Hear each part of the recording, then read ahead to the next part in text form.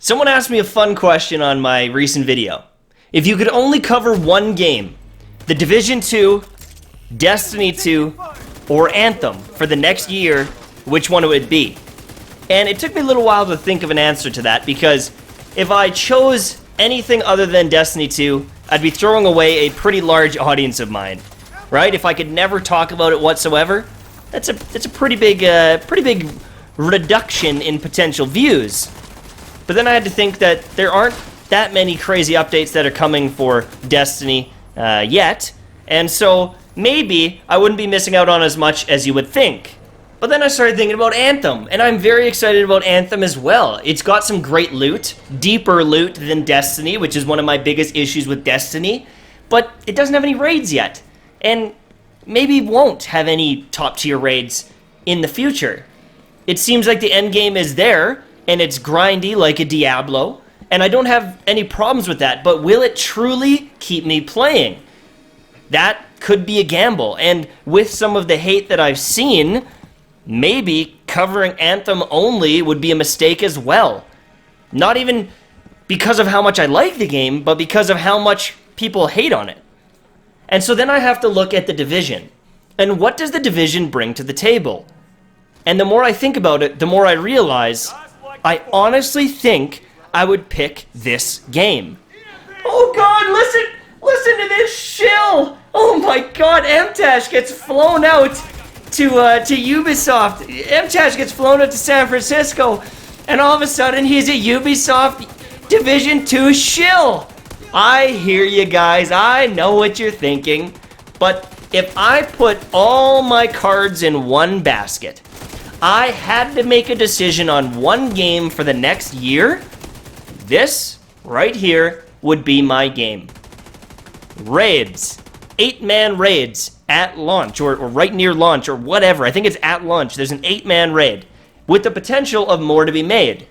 Do I know how good it'll be? Absolutely not. It might be a shitty raid, but the potential is there.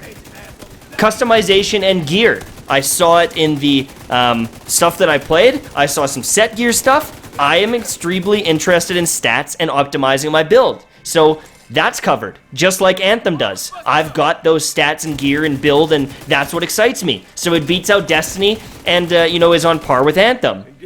It's got PvP. It's got, in my opinion, pretty good PvP. I was a big fan of the Dark Zone. I know there were issues with it, but I liked it. I liked getting a build and dominating people in the Dark Zone. And so that's a benefit. But it's also got arena PvP if I don't want to do the Dark Zone. And so all of a sudden, it's like, well, shit, if I get bored killing enemies, I can go play PvP or Dark Zone. And all of a sudden, I start looking at this game and I start realizing, holy shit, there's a lot of good stuff coming in this game. Pretty much all of the good updates from the first game are going to be in the Division 2 at launch. Recalibration, updates to the Dark Zone, upgrades to, some of the gear choices.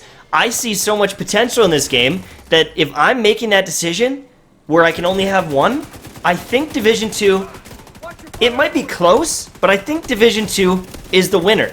Now, thankfully, it isn't going to come down to that because I want to play other games, and I'm going to play other games because I think getting married to one game is a mistake in the current climate on YouTube. I think it's fun to cover the new hot things and what you're enjoying doing because it's way easier to make content when you're having fun. And any game, for me, gets boring after a year.